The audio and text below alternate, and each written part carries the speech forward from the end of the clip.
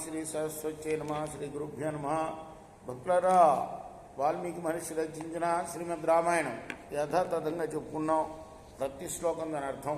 ఇందులో భాగంగా నిన్నటి వరకు మనం బాల అయోధ్యారణ్య కిష్కింద సుందర యుద్ధకాండలు పూర్తి చేసాం. ఉత్తరకాండలో చివరి సర్గలో ఉన్నాం. ఫలశ్రుతి మాత్రమే చెప్పబడింది, అదే చదువుకున్నాం. చాలా గొప్పగా ఉన్నది ఫలశ్రుతి కూడాను. నిన్నటి వరకు 4వ శ్లోకం వరకు చెప్పుకున్నాం. 5వ శ్లోకం కొనసాగిద్దాం. కొనసాగించే ముందు వాల్మీకి మహర్షిని ప్రార్థన చేసుకుందాం.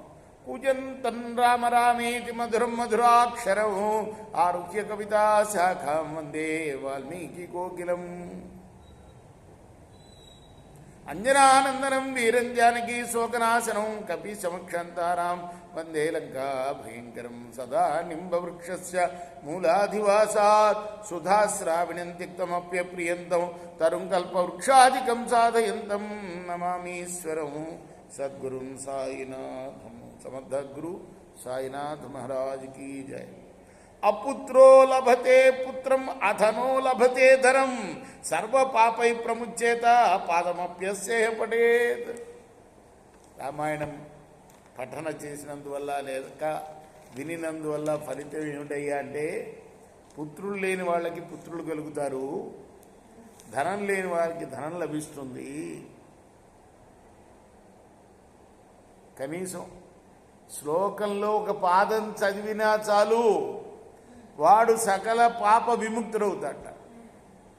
పాపాన్యపి యః కుర్యాద్ అహన్యహని మానవ పఠత్యేకమపి శ్లోకం పాపాత్ సపరిముచ్యతే. ప్రతిదినం కూడా మానవుడు చేసే పాపాలని పోగొట్టుకోవాలంటే రోజుకొక శ్లోకం పఠించినా చాలు, పోతాయి. అంటే తెలియకుండా కూడా పాపాలు చేస్తూ ఉంటాం కదా మనం. అవి వాచకాయ దాతవ్యం వస్త్రం తేను హిరణ్యకం వాచకే పరితుష్టేతు తుష్టాస్సు సర్వదేవత. ఈ రామాయణం చదివిన వాళ్ళకి వస్త్రాలు, గోవులు, బంగారం అంటే చెప్పిన వాళ్ళకి ఇవి దానంగా ఇవ్వాలి. అలా చేస్తే సమస్త దేవతలు కూడా సంతోషిస్తారు. ఏతదాఖ్యానమాయుష్యం పఠన్ రామాయణం నరః సపుత్ర పౌత్రో లోకేస్మిన్ ప్రేత్యచేహ మహీయతే. ఈ రామాయణం చెప్పేవాడు పుత్ర పౌత్ర సహితుడై ఈ లోకంలో పూజింపబడతాడు. మరణానంతరం కూడా పూజింపబడుతూ ఉంటాడు ఈ లోకంలో, పరలోకంలోనే కాకుండా. రేపు మనం 9వ శ్లోకంలో కొనసాగిద్దాం. కృష్ణార్పణమస్తు. సాయి కృష్ణ.